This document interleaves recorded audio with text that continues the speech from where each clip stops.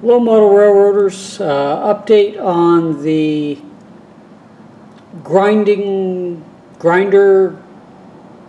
rock grinder? I don't know what to call that. The circular rock crusher? Whatever we want to call it. Anyway, not very successful. I'm a little disappointed. This is my less than 297 micron amount, which is a fair bit. My greater than 297 but less than 500 micron. There's not a whole lot there. Here's my 500 micron, bigger than 500, less than the 841. So a little more than the 297, but still not that great.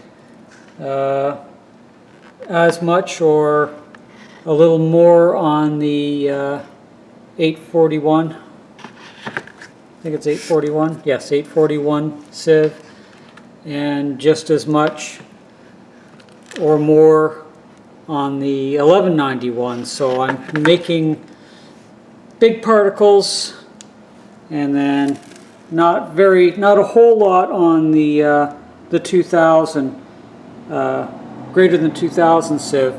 So I'm getting it crushed down, but I'm not hitting the target size I want. I'm missing it and going right to fine. So it's either oversize or undersize.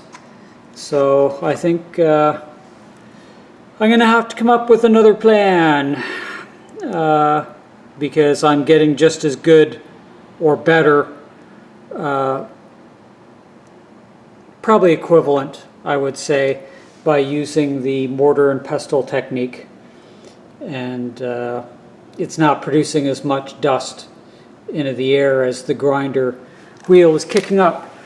So a little disappointing, but until you try, you just don't know. So I don't know if it would be a difference if it was a steel wheel and I had like a cog, two cogged wheels going together, but gapped enough that the cogs were crushing. That might work. It might work if both of these were rotating simultaneously. I've got it close, but it's too tight when this one's driving that one and the motor's actually overheating. So I think I'm not going to bother more. I'm going to leave that experiment as an unsuccessful attempt, and just go back to the mortar and pestle technique, and the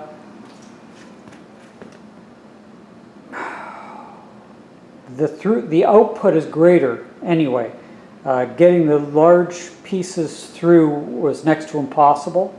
It was taking forever to bring them down. Actually, that's the over 2000 micron size there that I just gave up trying to crush it down finer. That's in the one pan there. So